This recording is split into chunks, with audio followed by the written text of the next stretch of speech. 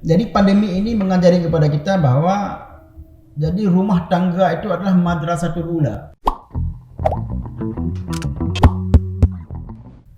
Assalamualaikum warahmatullahi wabarakatuh. Waalaikumsalam warahmatullahi wabarakatuh. Kembali bersama saya Muklisuddin Ilyas di studio Sago ID. Telah hadir kawan kita semua, Dr. Silauddin. Apa kabar Bang? Sehat Bang? Ya, waalaikumsalam warahmatullahi wabarakatuh. Ya, alhamdulillah sehat Pak Muklisuddin. Ini bagaimana suasana kesehatannya gimana Bang? Alhamdulillah kita tetap menjaga imun. Ini yang paling penting. Olahraga. Menjaga kesehatan, olahraga. Alhamdulillah sampai hari ini Allah berikan sehat. Alhamdulillah. Baik pemirsa Sago ID, kita kehadiran Pak Silauddin ini akan beberapa menit ke depan kita mengajak beliau untuk berdiskusi bersama kita beragam topik, mulai dari personal Bang.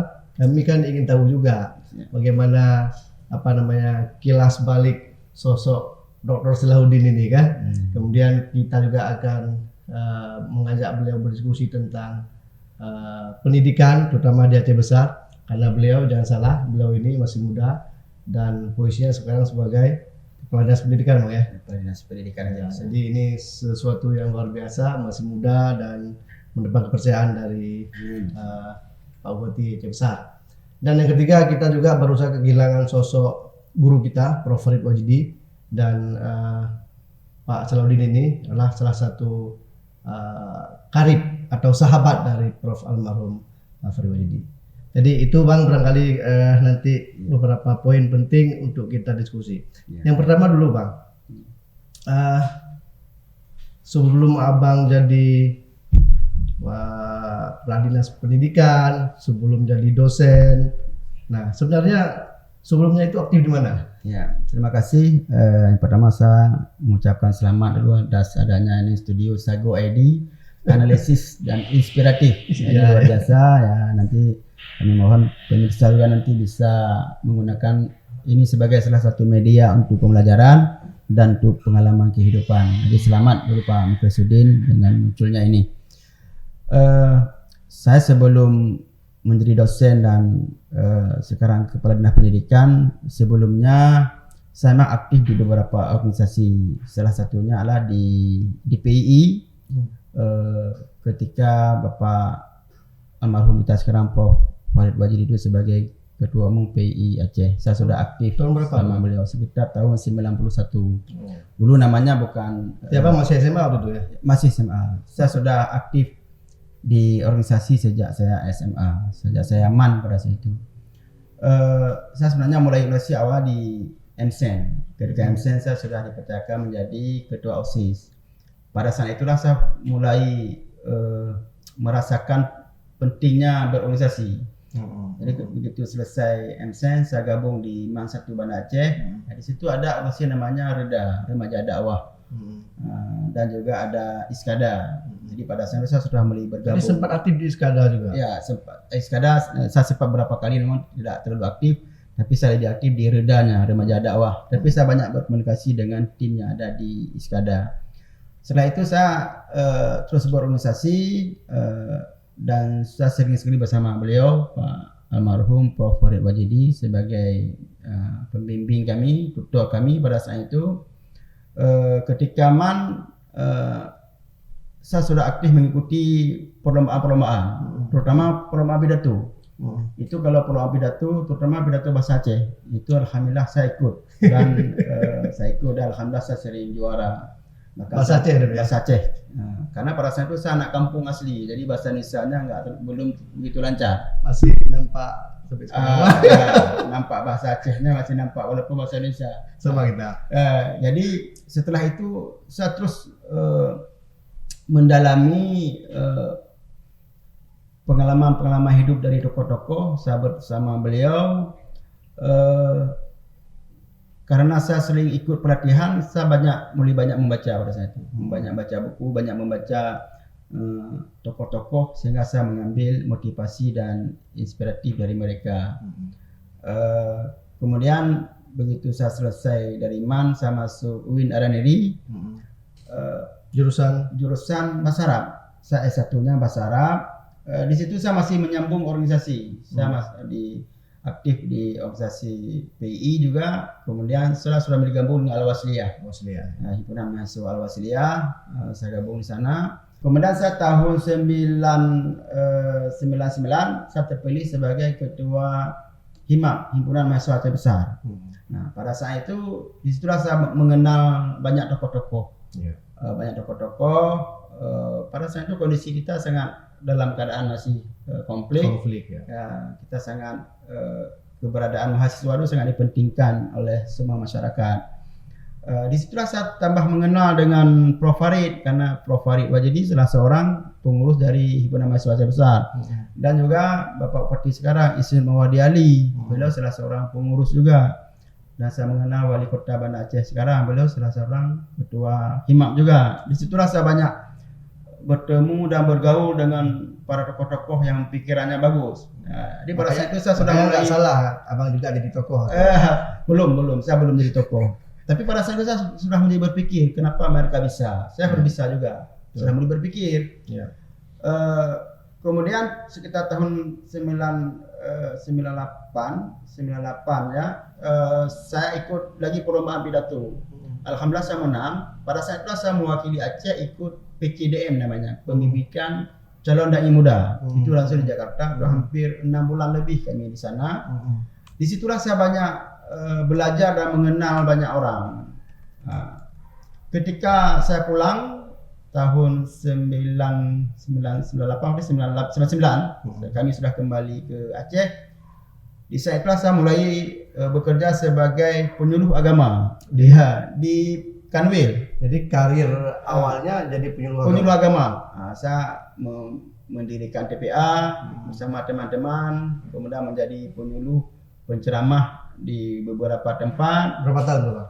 Itu lama juga berlangsungnya. 98 mungkin 99 sampai lama lah, hampir 3-4 tahun. Setelah itu setelah sebagai penyuluh agama Kanwil, saya masuk sarjana penggerak pembangunan SP3 di Dispora. Itu juga hampir 3 tahun saya bergabung di Dispora.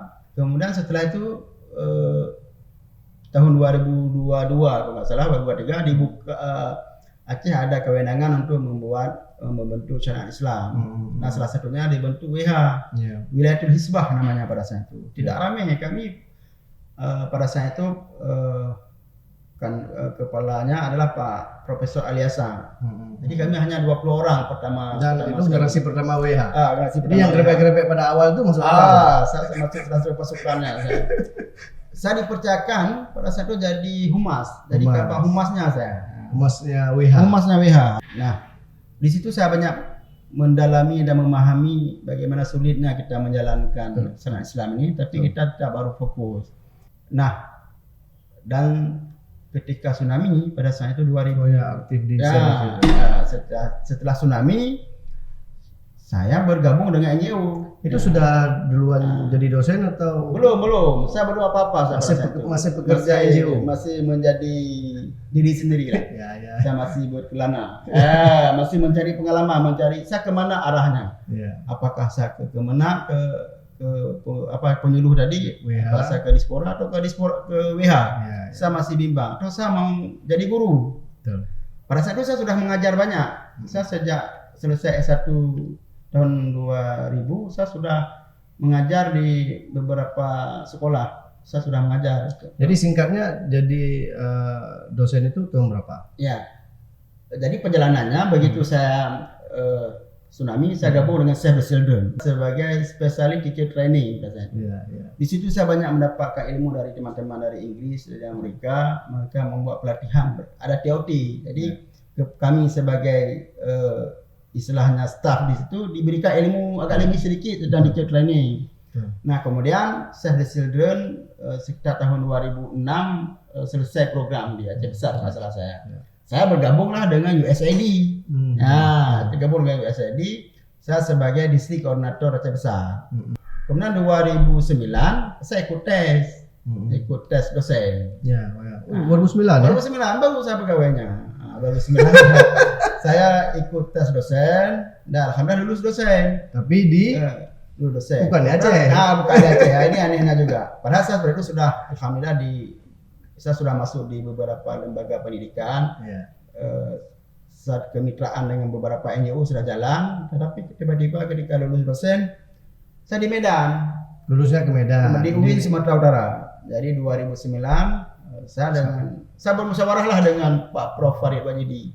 Pak, bagaimana Pak saya? Kemana saya? Apakah saya ambil NGO, saya ambil dosen, atau saya apa? Pak Prof pada saat itu berpikir juga. Beliau diam sejenak. Kemudian dia mengembalikan kepada saya. Beliau mengatakan bahwa mengambil ibarat seperti ini.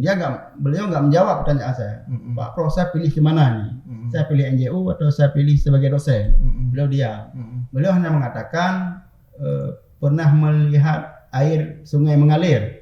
Itu tanya. Pernah saya lihat air yang mengalir, kamu sentuh sekali, maka kamu nggak akan sempat menyentuh yang sama 2 kali.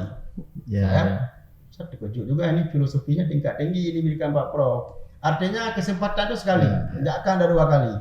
Pada saat itulah saya istiqamah mengambil sebagai dosen. Jadi pada saat itulah saya mengambil keputusan, saya balik lagi Pak Prof, saya ngambil dosen. Tapi saya harus berangkat katanya. Silakan katanya. Silakan Anda berangkat sebenarnya nanti insya Allah saya janji kamu bisa balik. Itu kata Pak Prof saya, kamu bisa balik. Pada saat itu beliau sudah rektor. Waktu itu jadi rektor UIN. Jadi begitu perjalanannya ya, sehingga saya mengambil keputusan jadi dosen UIN Sumatera Utara. Dan 2014 bagaimana janjinya saya balik ke Aceh. Sekarang jadi masih tercatat sebagai dosen UIN. UIN di Dinas Pendidikan, Kepala Dinas Pendidikan diperbantukan. Baik, kembali ke jabatan sekarang Bang sebagai Kepala Dinas Pendidikan. Kalau misalnya kita merujuk pada 9 standar pendidikan nasional, Aceh Besar yang standarnya tinggi itu di bagian apa? Ya, kita memang kalau kita melihat di 8 standar pendidikan, ke 8 standar itu semuanya kita masih kurang. Ke 8 standar. Artinya tapi sudah mulai mencoba memenuhinya. Misalnya pada standar sarana dan prasarana. Kita sudah mulai pelan-pelan kita pikirkan bagaimana sarana prasarana itu tercukupi. Itu dengan adanya DIAK, ya saya lihat pemerintah serius dalam hal ini, kemudian dari dana BOS dan dari bantuan yang tidak mengikat untuk membangun sarana dan prasarana. Namun pada standar kompetensi guru kita terus berusaha juga dengan berbagai pelatihan pada standar evaluasi begitu juga. Jadi kita terus ada upaya meningkatkan semuanya ini. Kalau sisi kelemahannya di bidang apa kita? Ya, kita harus akui memang kompetensi guru kita masih lemah.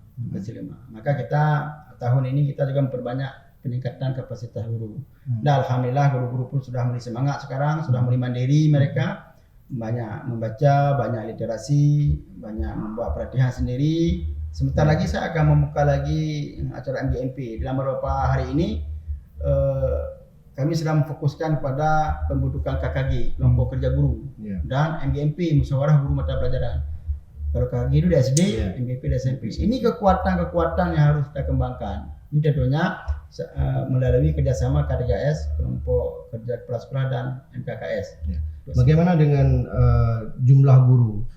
Ya, kita memang kalau jumlah guru itu kita per tahunnya itu terus ada orang-orang pensiun. Jadi sekarang puisinya berkurang atau kurang guru sekarang. Berapa SD? Kalau SD mungkin lebih kurang, hampir 500-an lebih. Kurang guru SD. Kalau guru SMP sekitar 200-an sekarang kurang. Kalau guru PAUD? Guru PAUD itu tambah lagi kurang. Guru PAUD bahkan sedikit sekali dibuka formasinya. Jadi memang kalau atau jangan-jangan lebih banyak guru honor ya, guru sekarang gimana sekarang yang paling banyak adalah guru honor. Sayang juga kita berharap pemerintah juga bisa memperhatikan nasib mereka. Ada yang sudah bakti mungkin sampai 10 tahun, 15 tahun. Mudah-mudahan dengan P3K ini bisa membantu mereka, dan dengan K2 seperti yang sudah dibuat kemarin itu saya lihat ini juga sangat membantu. Terutama kami Dinas Pendidikan sangat membantu dengan kehadiran dari guru bakti, guru honor, dan guru-guru. Sekarang sudah ada guru penggerak katanya. Ya, guru penggerak alhamdulillah Aceh Besar juga termasuk salah satu penerima guru penggerak, dan mereka sangat banyak manfaat bagi kita. Begitu. Ya. Jadi itu salah satu cara untuk mengatasi kekurangan guru, ya. Dan juga saya yakin ada pertukaran keilmuan antara guru penggerak dengan guru yang memang sudah ada di tempat itu.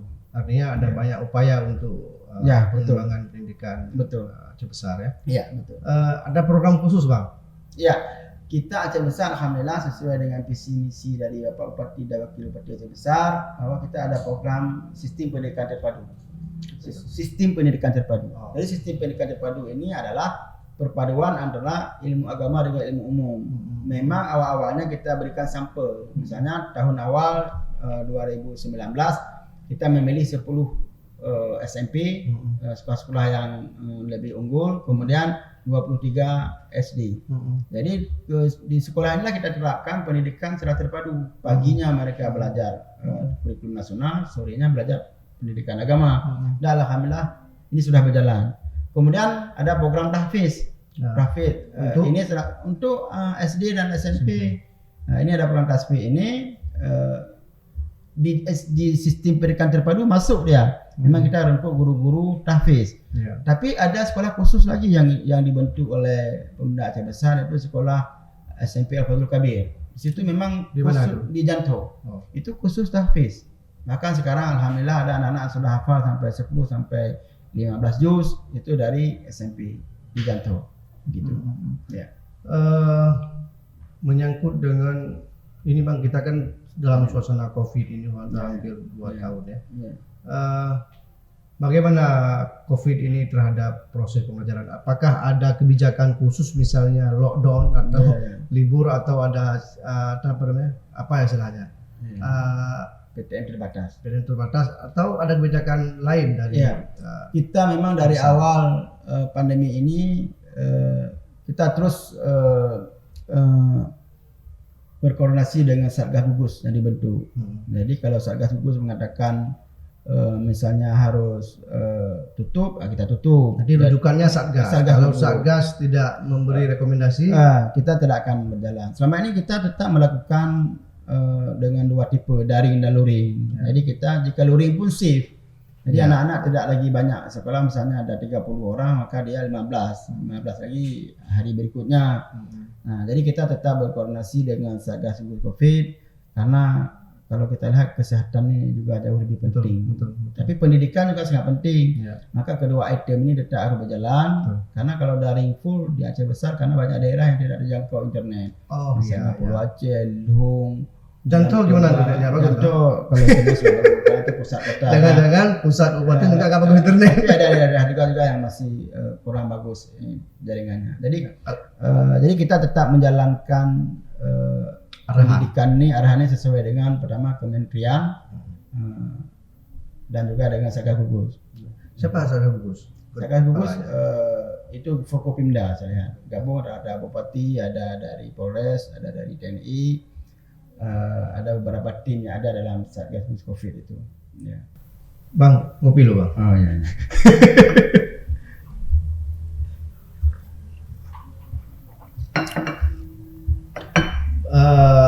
Bang, satu lagi Bang, menyangkut dengan proses pembelajaran saat ini kan ada banyak orang yang mengatakan bahwa ini sedang terjadi learning loss, kehilangan kesempatan belajar bagi anak didik kita.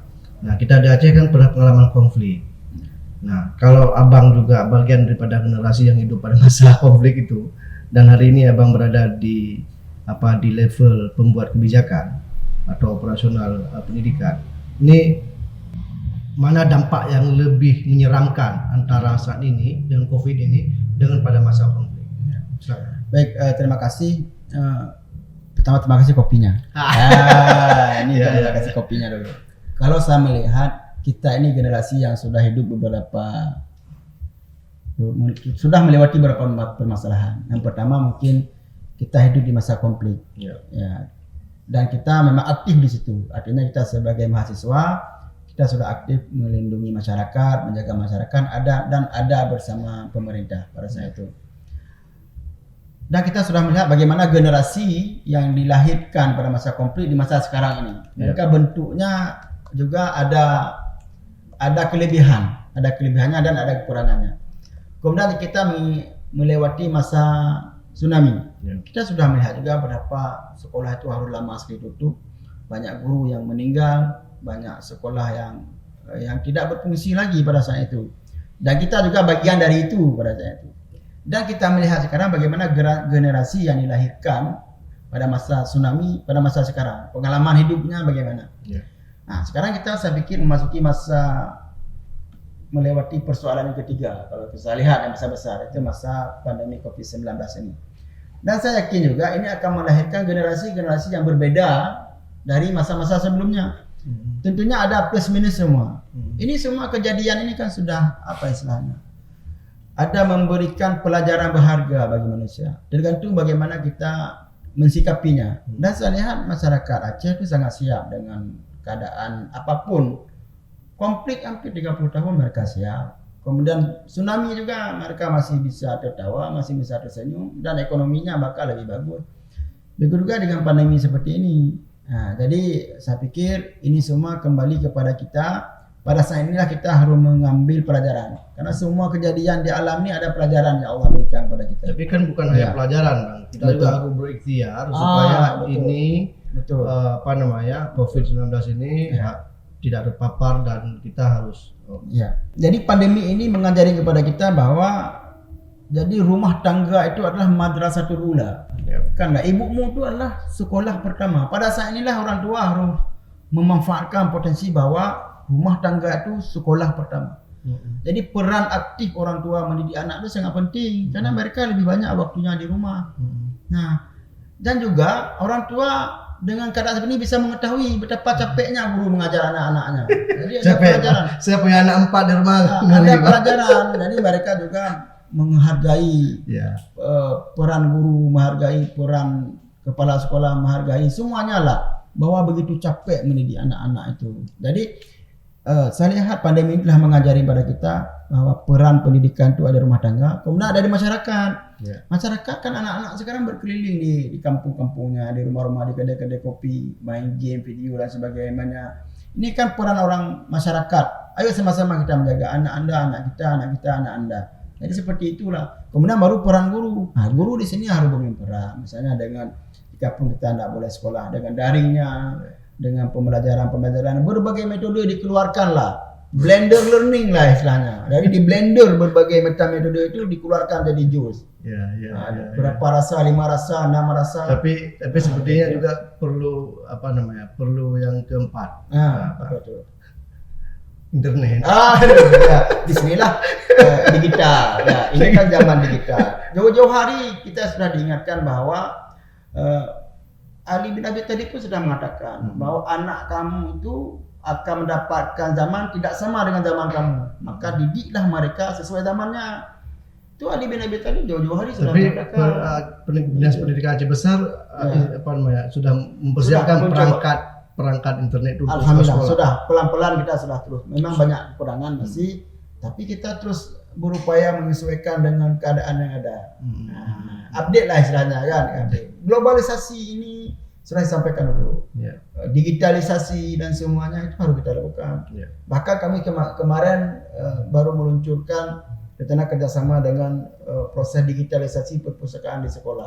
Wajib. Sudah sampai ke situ. Oke, Bang. Karena Abang singgung itu, itu kita di Aceh ini indeks literasi rendah sekali. Ya betul. Saya akui itu. Dan literasi kan bukan hanya bicara menulis, tapi bicara, kemudian budaya-budaya menulis segala macam. Budaya akademiknya. Seperti ini. Saya mau pegang ini juga. Jadi ini kan salah satu buku Abang, dan tentu ada banyak buku lain yang juga Abang tulis. Tapi ada nggak pengalaman Abang menulis? Abang teruskan menjadi bagian daripada program literasi di Dinas Pendidikan Aceh Besar. Terima kasih. Yang pertama ini buku ini disertasi. Yang pertama disertasi. Ini salah satu editor yang sangat mendukung ini adalah Bapak Mukhlisuddin. Jadi ini yang pemilik Sago Edi ini, beliau editornya, dan memang kata pengantarnya dari Profesor Dr. Farid Wajidi MA. Maka saya sangat berkesan dengan beliau dan saya memang sangat merasa kehilangan dengan dipanggilnya ke ilahi Pak Prof. Farid Wajedi. Mudah-mudahan Allah mengampuni dosanya Amin. dan melapangkan kuburnya dan keluarga yang ditinggalkannya bersabar. Nah, buku ini saya merasakan sulitnya menulis buku di awal-awal memang. Kita butuh proses, butuh ketekunan, butuh kesabaran. Nah, tetapi yang paling penting adalah kita bisa bekerjasama dengan semua tim. Misalnya saya bekerjasama dengan Pak Mukhlisuddin dan beberapa teman-teman lain. Kalau sendiri mungkin kita tidak sanggup memikirkannya. Dan mudah-mudahan ini awal dari buku, dan sekarang memang sudah ada beberapa buku lain yang sedang dalam proses, dan mudah-mudahan kita terus tingkatkan literasi ini. Selama ini mungkin kita sering berbicara tapi kita tidak menulis. Berbicara itu hilang, tapi kalau menulis itu bisa diingat sepanjang masa. Tapi memang ada program pengembangan Ada. literasi di Aceh Besar. Ada di Aceh Besar itu salah satu ketua literasi ya Pak Rusdi Humas juga hadir di sini hari ini ya Pak Rusdi. Kabar Pak Rusdi? Ya Pak Rusdi. Beliau ini ketua literasi Aceh Besar. Oh gitu. Ya. Merangkap humas. Merangkap humas dan merangkap bagian sini. Dan bahkan beliau sudah membentuk per titik. Per wilayah itu ada koordinator. Bahkan sudah literasi. sekolah, bahkan setiap sekolah ada ketua literasi sekarang. Makanya kita berencana satu orang guru satu buku itu harus ada. Bahkan ke depan satu sekolah itu satu karya harus ada. Dan insya Allah saya hari Sabtu meluncing majalah di sekolah. Jadi sekolah itu sudah punya majalah sekarang. Nanti kalau Bapak mau hadir boleh hari Sabtu di SMP 3 Injaya meluncing majalah yang dibuat oleh siswa sendiri. Oh. Nah, Yang keren. nah ini salah satu dari usaha dari literasi yang kita buat selama ini. Bahkan kita menginginkan semua sekolah nanti ada majalahnya. Dari semua karya siswa silakan tulis. Ini awal membangkitkan semangat. Jadi saya pikir di masa pandemi itu harus kita hadapinya dengan banyak berkarya. Kalau kita duduk saja, diam saja, berpikir macam-macam, diserang kita. Maka saya sering mengatakan kekuatan iman itu sangat penting. Imun. Jaga imun, iman dan imun. Imun, ikhtiar. Ikhtiar kita ya melakukan vaksin. Saya sudah vaksin 2 kali. Kemarin saya vaksin. Dan durasi kita juga jauh. Jaga jarak. Jadi artinya ikhtiar harus kita jaga. Karena penyakit ini dari Allah dan Allah yang menyembuhkan. Manusia tugasnya menjaga. Nah, kan sudah tahu mobil lewat kita tetap menyeberang itu bunuh diri. Tapi kita tetap berusaha, kita berak juga itu sudah tawakal. Jadi seperti itu Pak Mukhlisuddin. Baik, terima kasih Dr. Salahuddin. Saya senang sekali Abang dapat hadir kemari. Amin. Dan ini sesuatu yang dapat kami banggakan. Dan semoga perbincangan kita menjadi sesuatu yang dapat bermanfaat bagi semua orang. Amin. Demikian. Terima kasih Pak Salahuddin. Assalamualaikum warahmatullahi wabarakatuh. Waalaikumsalam warahmatullahi wabarakatuh. Iya, Pak. Sago ID, jangan lupa subscribe dan nyalakan loncengnya.